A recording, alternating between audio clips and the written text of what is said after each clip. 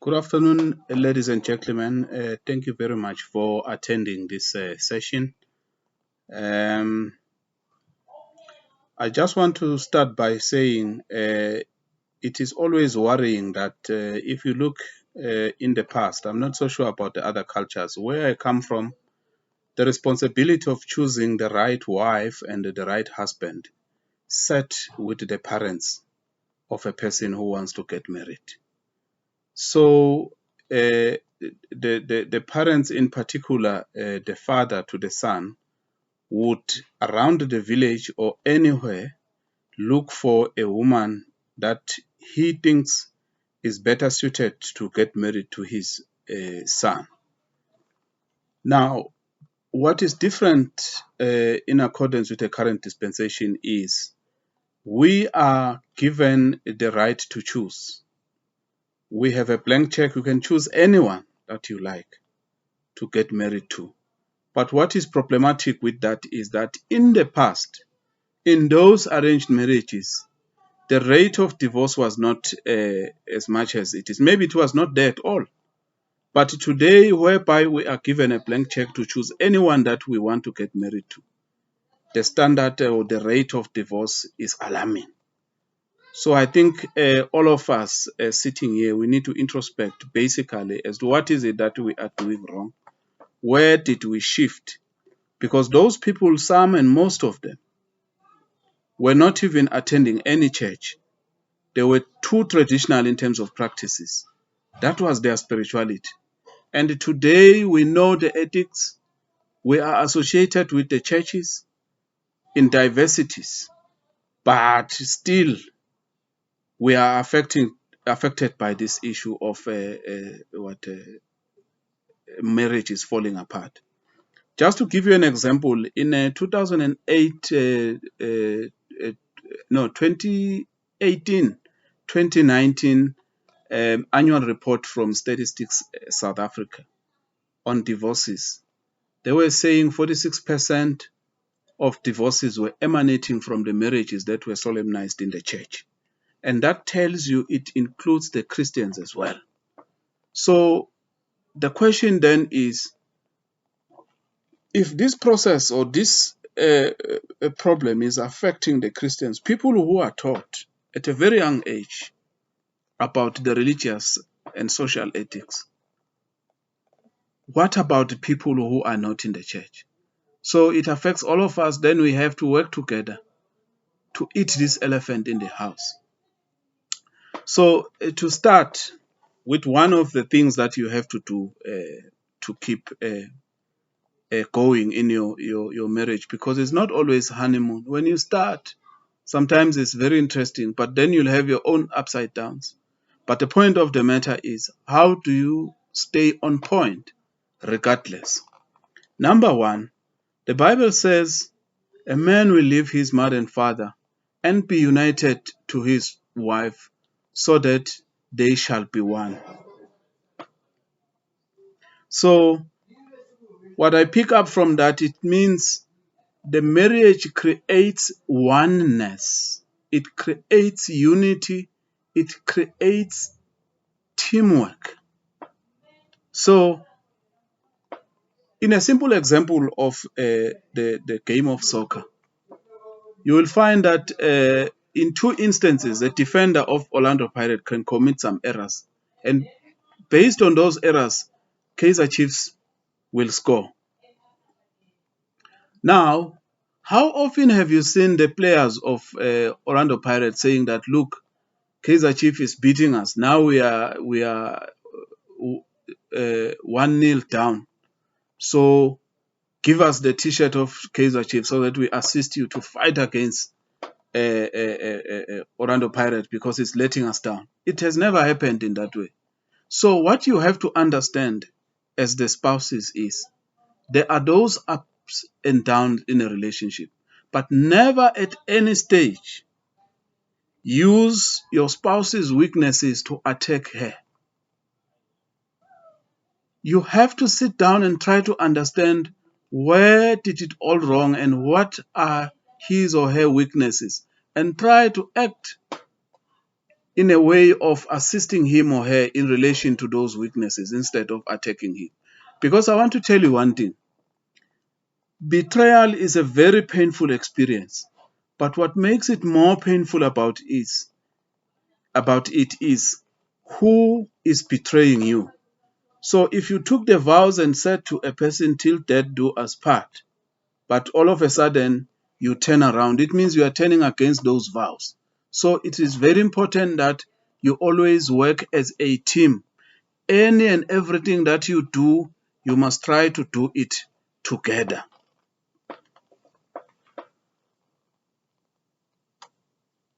Number 2, the Bible says, men, love your wife as thou Christ does to the church. And then it says, women, submit to your husband.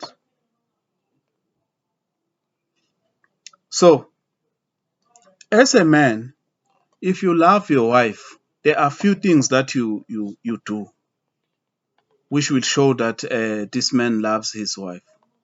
And one of them that stands out is giving to her.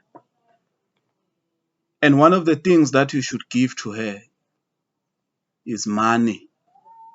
It's very important.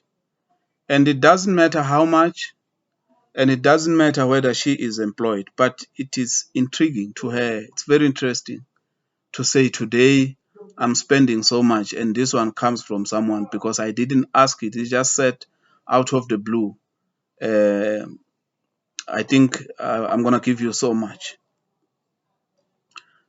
So, but one thing that you should be careful of when you give is anything that you give to a woman, it multiplies when it comes back to you. So you should be careful what you give to her. If you give her stress, she will give you a depression. If you give her happiness, she will give you a joy. If you give her a grocery, she will give you food. You give her a house, she will give you a home. You give her a sperm, she will give you a baby.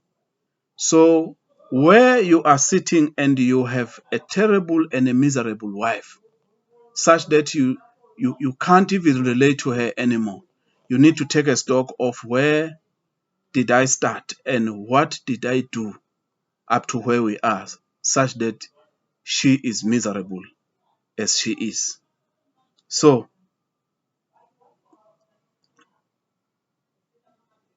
the most important message is, be careful of what you give to her. You must give, but you must be careful of what you give to her, because it's going to come back and haunt you. Number 3, in a marriage, there's no cut and paste. You have to start your own thing and do it your own way, and understand that what works for me may not work for you. And stop walking around looking at the other things and then come back home and say to your husband or to your wife, it means we are not good because we are not doing this and this and this. The wife from next door is driving a car, and you are here as my husband. You don't have a car. One day they say there was a couple that had been married for 15 years, and the other one had been married for 5 years.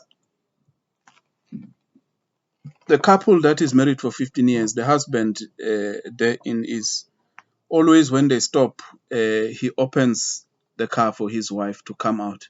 And when they are climbing up, he also is opening a car for the wife to climb in. And the wife in the marriage that had been existing for 5 years, she somehow felt her husband was not romantic. And this is very important. You have to understand your husband, because he may be romantic in his own way. There is no principle here. That is why I said in the beginning, there's no cut and paste. That you have to do it in this way, then it means it's a jack of all trades. One day, these women met in the mall, and the other one said, hey, I always monitor you with your husband. Every time you stop, he opens the door for you to climb in. Every time you are going, he opens the door. You are coming, he opens the door for you to come out of the car. My husband doesn't do that. And I don't know whether it's because he's tired or it's just that he's not romantic, because we had been married for 5 years and you had been married for 15 years. So if it talks about someone being tired, your husband must be the one that is tired. The wife who had been married for 15 years, he says, no, look, I don't know, but the point of the matter is my husband's guy has got a problem. He is the only one that knows how to open the door. No matter how I tried, I have failed in the past. So I just decided to give up, and we made it a rule of thumb that whenever we stop, he must come and open for me. So he is not opening that because he's romantic, but he's doing it because I can't open the door. How many times do we take decisions, and sometimes even divorcing our spouses because we are saying they're not good, solely because we have seen things that we saw at the next door, and we think they are not happening in our house. Therefore, we judge our relationship. So it's very important to stick to what you know and do what works for you without focusing. Stay on your lane.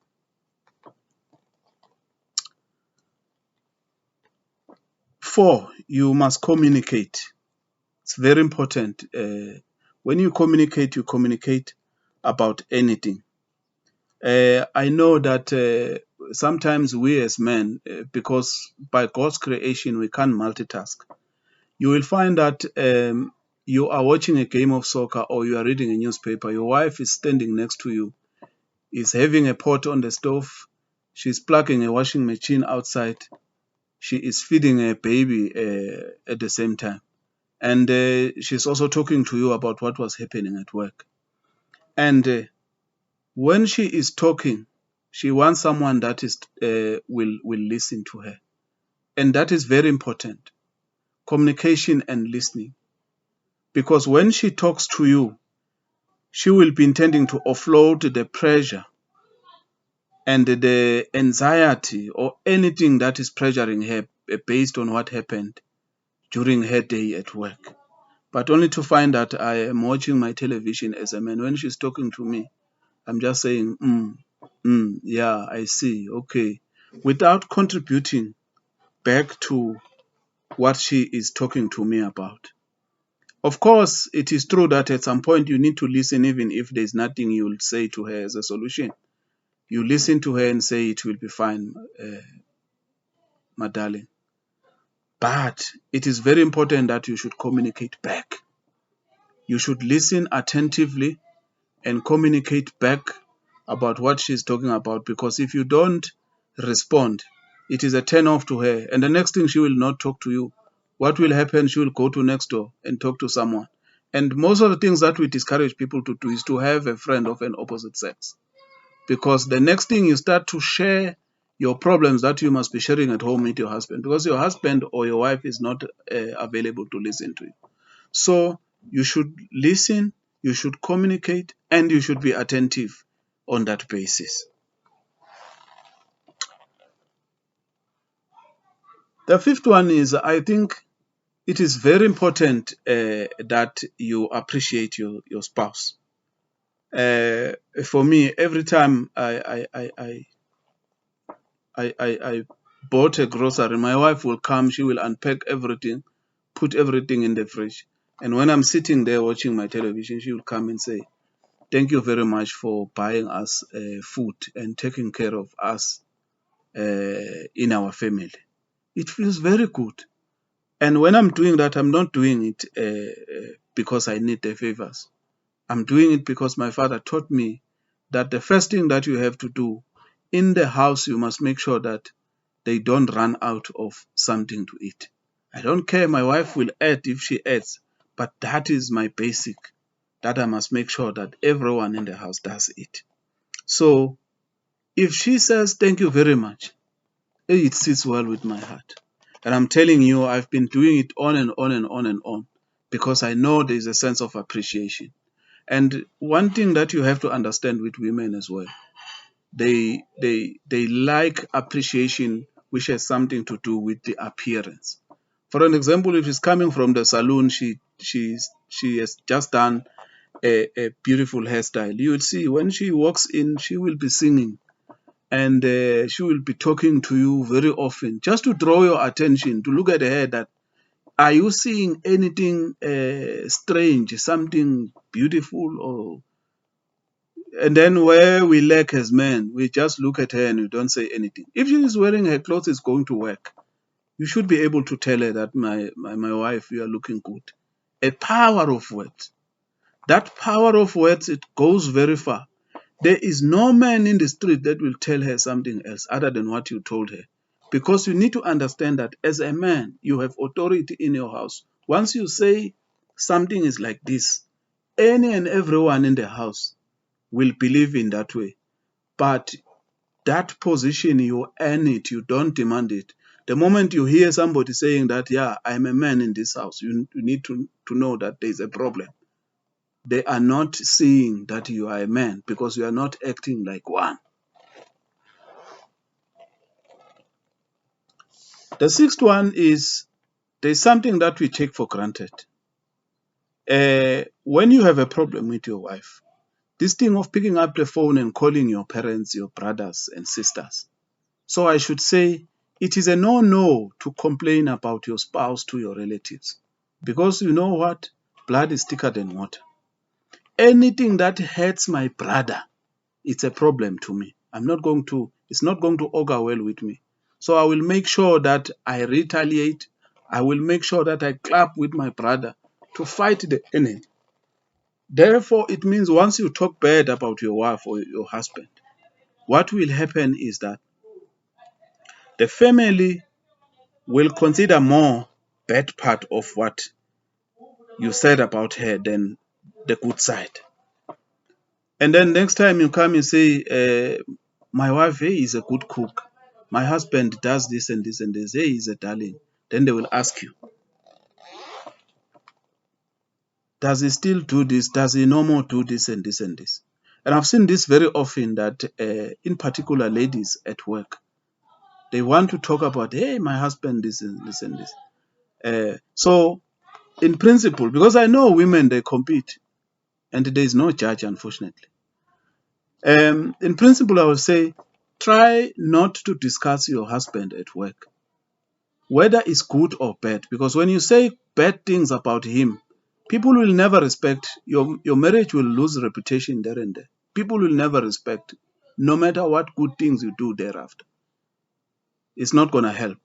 So if you say good things about him, they will monitor him.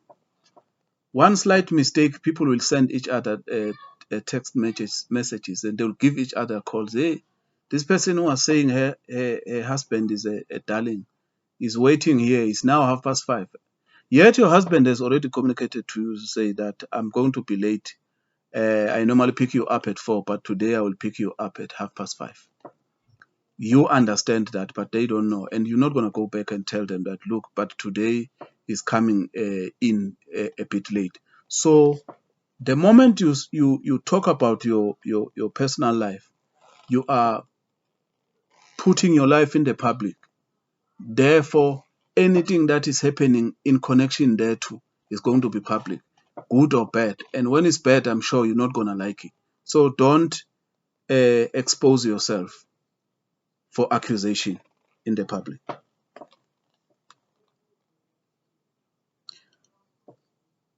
The other thing is your brain consumed through the eyes and ears. It's very important that you spend time with people who think like you, the couples that you admire, because what you see and what you hear, it's very important in terms of contributing in relation to a lifestyle that we are living.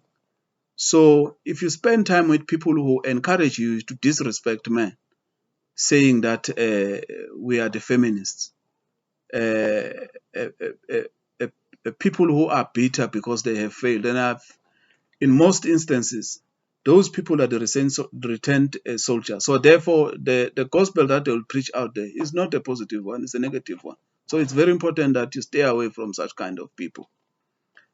Secondly, what you listen to, it's also very important because it may corrupt your mind because you are listening to wrong things. So therefore, it's very important that you also attend very often the sessions like this one. It shouldn't be the last day today.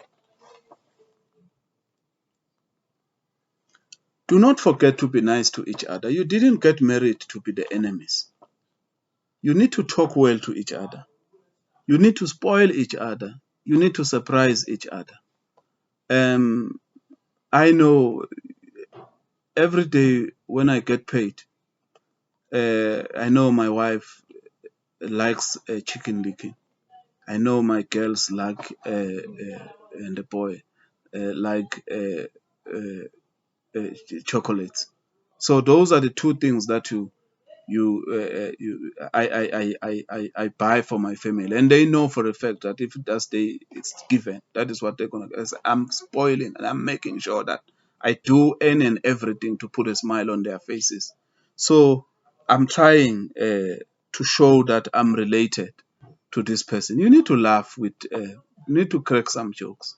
It doesn't mean that person disrespects you, but it means he he likes you or he loves you, because I don't think you smile with your enemy. So it's very important that you do things that show that you love each other.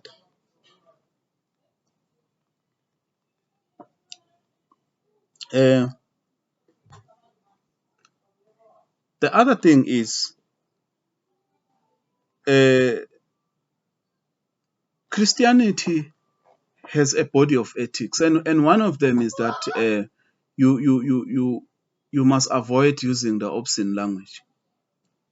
So that creates an environment whereby we want to spiritualize each and everything that we do around ourselves.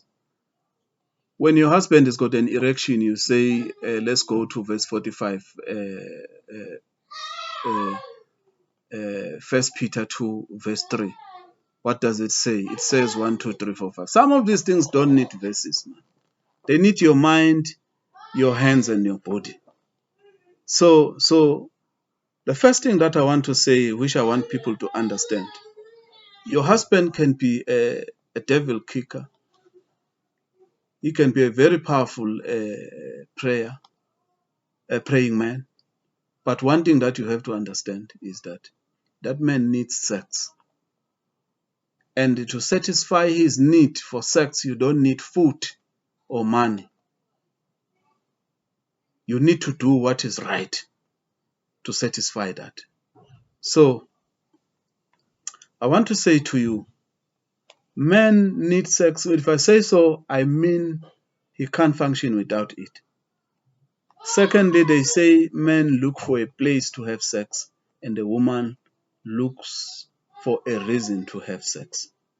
A man can drive as far as Vereeniging just only to have sex. Immediate after having sex, he can come back to Pretoria because he has satisfied his lust. So it's very important as a woman that you always attractive and you always look good in order to attract your husband. Bedroom does not have rules and ethics. It's not a place to read the Bibles and to discuss the issues, the conflicts that you had at work. You need to deal with that before you go to a bedroom. It's a very sacred place where you have to do what you have to do in the bedroom. But the moment you confuse the two priorities, it's a beginning of crisis. And I also want to say that I stated it in the beginning that one of the things that you give to your wife is money, so that she buys things that she will use in her body in order to attract you. Because you say it is green on the other side of the world, but you can also make it green inside your bedroom by doing what you like to see somewhere happening right inside your house.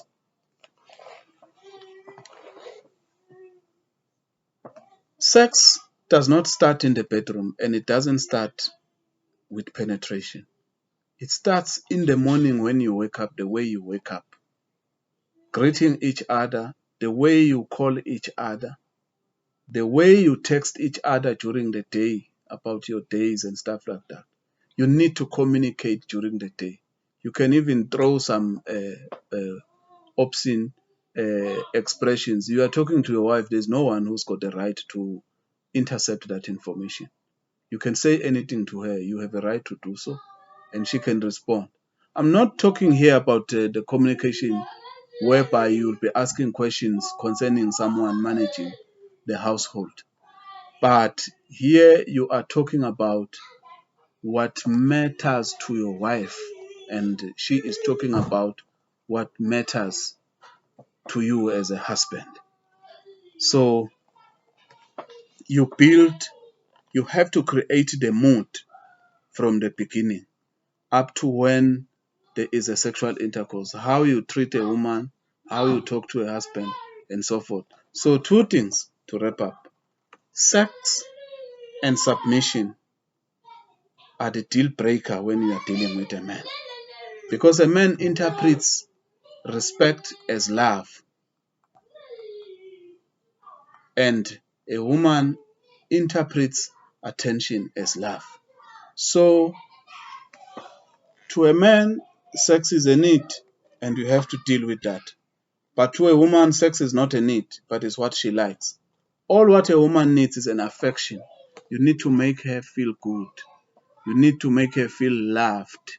Then you'll get everything that you want from a woman.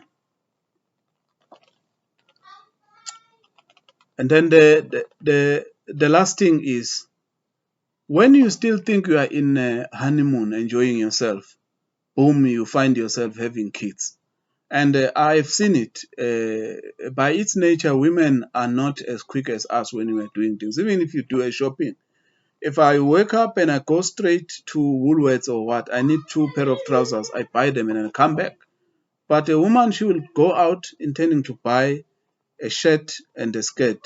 It will take her the whole day because she moves from one shop to the other, comparing prices, looking at this and that, and then it takes time. But I think those are the dynamics that we have to understand.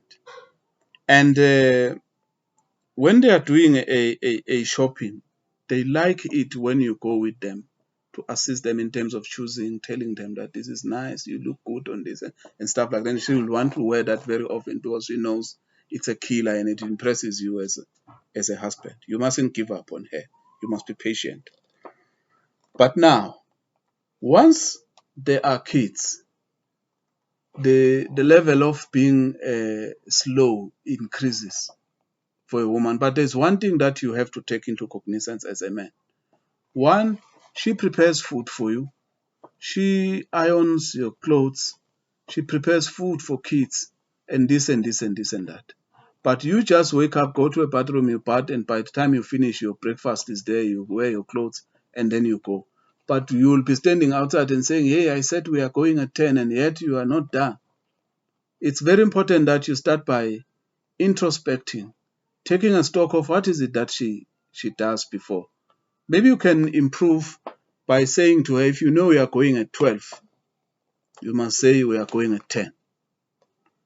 So that she will be preparing for 10 o'clock, well, she will be late, and then you go. But some of men, when they see her a bit slow, then they say, hi, when I met you, you were not as slow as this. And then they go for a girlfriend. And then the biggest mistake that they do is to discuss their wife's weaknesses with the girlfriend. And by the time the girlfriend is acting, she knows that she's facing a competition and how she should behave. And when she behaves, you think, I know this one is doing very well. Yet she is having an unfair advantage in relation to that competition. So it's very important that you protect your wife there as well. You assist her by checking what is it that makes her late. Oh, okay, I can prepare food for kids, I can bath kids, I can do this and this and this and this. So that when we say we are leaving at 10 o'clock, we will be leaving, and that is perfect. But saying you'll stand outside waiting for her to come out and stuff like that, it will make matters worse because you think she's not good. Remember these kids that you have. You are the one who made her pregnant in relation to them. Kids are carrying your surname. So you must make sure that you assist her in building a relationship. And remember, the son's hero is the father. The son's first love is the mother. And the daughter's hero is the mother. And the daughter's first love is the father. So it's very important what you do in front of your kids. They need to know that our father loves our mother or our mother loves our father. I will give you an example. We went home to KwaZulu-Natal. There was a ceremony there.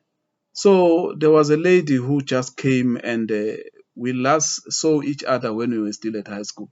She sees me, and she's now approaching me in a very inappropriate way. She wanted to hug me, but I could sense that she was under the influence of alcohol because she was not standing firm. My kids rushed.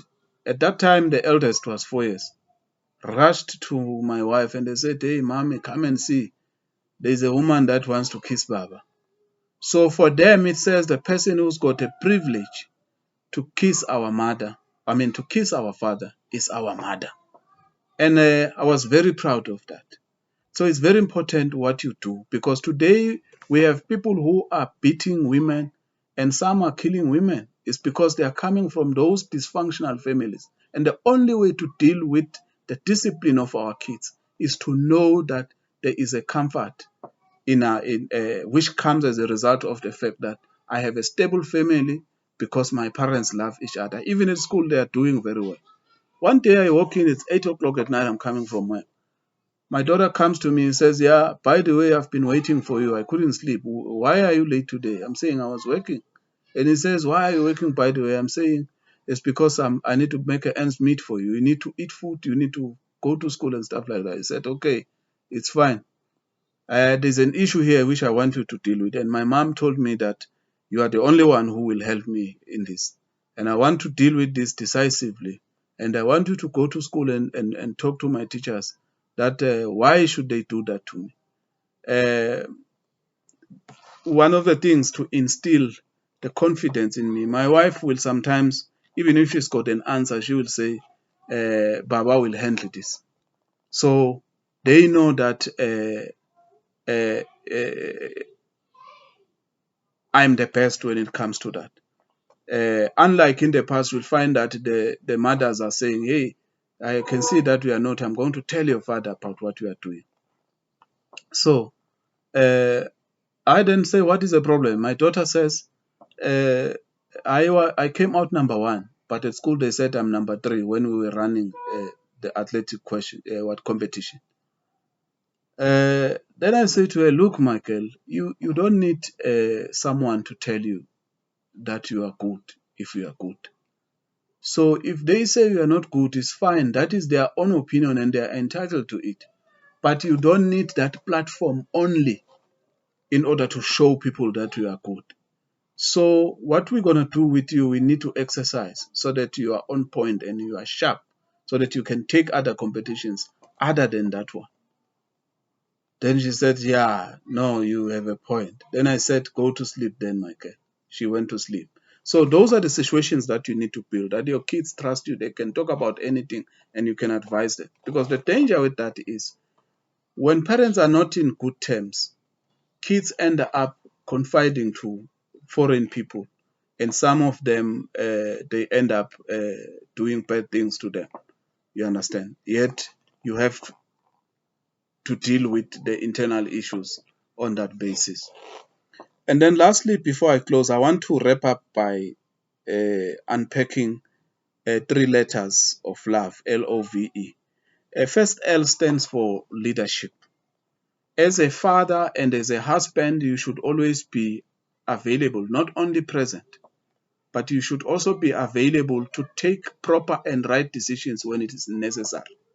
Because you have people who you'll find that he's there inside the house, but you can't talk to him because he's saying, "I'm studying, and when I'm studying, I don't want anyone who's talking to me." It's very important that you become available. Take decisions when it's necessary. Because if you don't do so, a woman will take over and take decisions, and the next thing will criticize and say she's taking powers from you. But you earn that right of being the leader in the house. O is for organized. When I'm leaving my house going to main lane, I want to buy something, I don't find it, and now decide to go to town, city center, Pretoria. I must be able to pick up a call and call my wife and say, "Look, I'm now going to city center. I have a colleague. He lives. He normally knocks off at 4:30, but that day he knocks off at 3 o'clock. He goes home. When he arrives there, his wife is not there. And he picks up the phone. He calls. Where are you? She says, I'm at home. This man says, yeah, but you are not here. I'm here. He says, I'm in a taxi from town. I went to buy there's a sale at Ackerman's. So I thought by the time you come back, I will be there. Now, it's not clear whether she's coming to buy the clothes or she's coming from somewhere. So it's very important that you communicate your whereabouts. And we are not doing this because we want to police your movements. But when we get married, and each and every one of you takes the accountability in a sense that when my wife disappears, the first person they will ask from is myself. And if I disappear, they will ask from my wife. But when it is nice, you are with your friends, you don't want your wife to know where you are.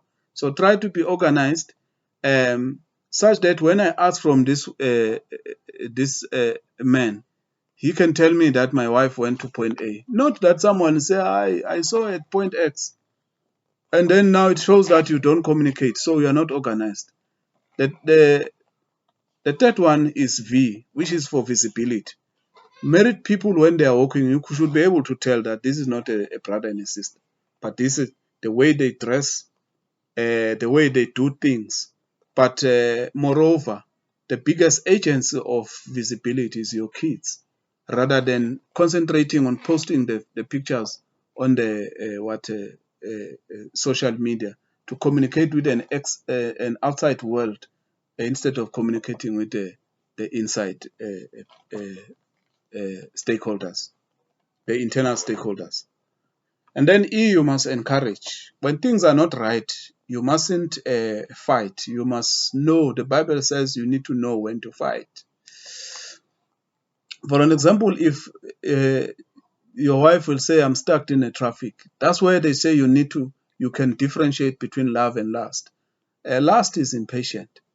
Because when you call your girlfriend in Johannesburg, you say, where are you? He says, I'm stuck in a taxi and there's a traffic. You just say to her, no, it's fine. We will see next week.